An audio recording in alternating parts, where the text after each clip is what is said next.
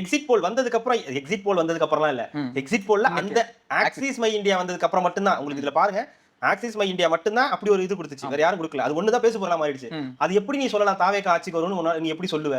நீ என்ன டேட்டா கொடுத்து அதாவது டேட்டா கொடுக்காத என்ன மெத்தடாலஜி யூஸ் பண்றாங்க, எத்தனை எவ்வளவு தூரம் போனாங்க, எவ்வளவு சாம்பிள்ஸ்னு யாருமே கொடுக்கல. அந்த காமாக்கியா அவங்கள தவிர காமாக்கியாவும் இந்த ஆக்சிஸ் மை இந்தியா மட்டும் தான் கொடுத்தாங்க. மத்த கொடுத்த யாருமே 10 பேர் ஏதோ கொடுத்திருக்காங்க. அதுல 8 பேர் கொடுக்கவே இல்ல.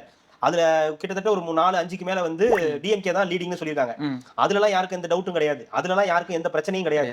என்னன்னு கேட்டா அதெல்லாம் ஒரே பேட்டர்னா இருக்குல்ல. இப்போ அவங்கலாம் சொல்றாங்கல்ல 120 to 140 சொல்றாங்கல்ல, 120 to 140 சொல்றாங்கல்ல. ஆனா நீ மட்டும் எனக்கு புரியல. அதே 90 to 110 தான் டிஎம்கேக்கும் கொடுத்திருக்காங்க. 98ல இருந்து 120 தான் டிவிகேக்கு கொடுத்திருக்காங்க. அதுல என்ன பிரச்சனை? இல்ல நீங்க அப்படி பாத்தீங்கன்னா இதாவது ஒண்ணு வந்திருக்கு, 2 வந்து அதிமுகக்கு சார்பா வந்திருக்கு. அது வரலாங்க. இதுதான் வரக்கூடாது. இது வரக்கூடாதுல்ல. உங்களுக்கு புரியலையா? இப்ப டிஎம்கேக்கு ஒரே பேட்டர்னா வந்துச்சுன்னா நான் நம்புவேன். இப்ப ஏடிஎம்கே ஜெயிக்க போதுன்னு ஒரு பேட்டர்ன் வந்துச்சுன்னா நான் நம்புவேன். நீ என்ன திடீர்னு எடுத்து வந்து டிவிகேன்னு சொல்ற? நான் இப்படி ஏன் நீ இதை நம்புற?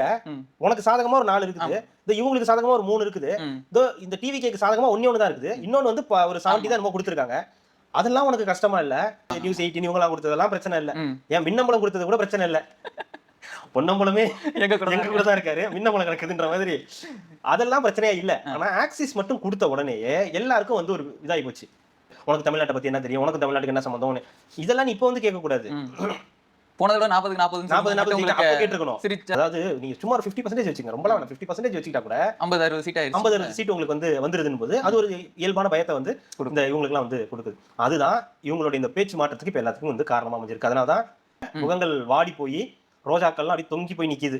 வெயில் அதிகமா அடிக்குதுல்ல, அதனால வந்து ரோஜாக்கள் வெயில் டெய்லியுமே அதிகமா அடிக்குது. ஆனா சூரியனுக்கே வெயில் அடிக்குதுன்றதுதான் எனக்கு சூரியனையே சுட்டு அடிச்சதுன்றதுதான் இப்ப சம்பவமே.